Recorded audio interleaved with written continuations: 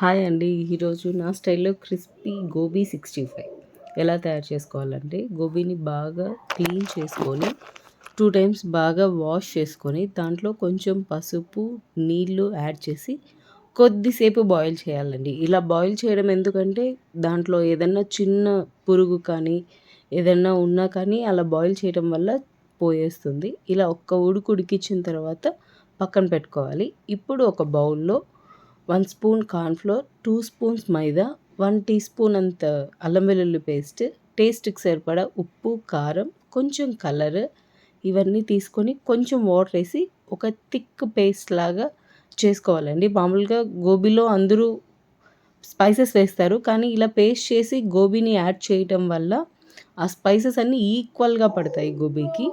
అలాగే ఆయిల్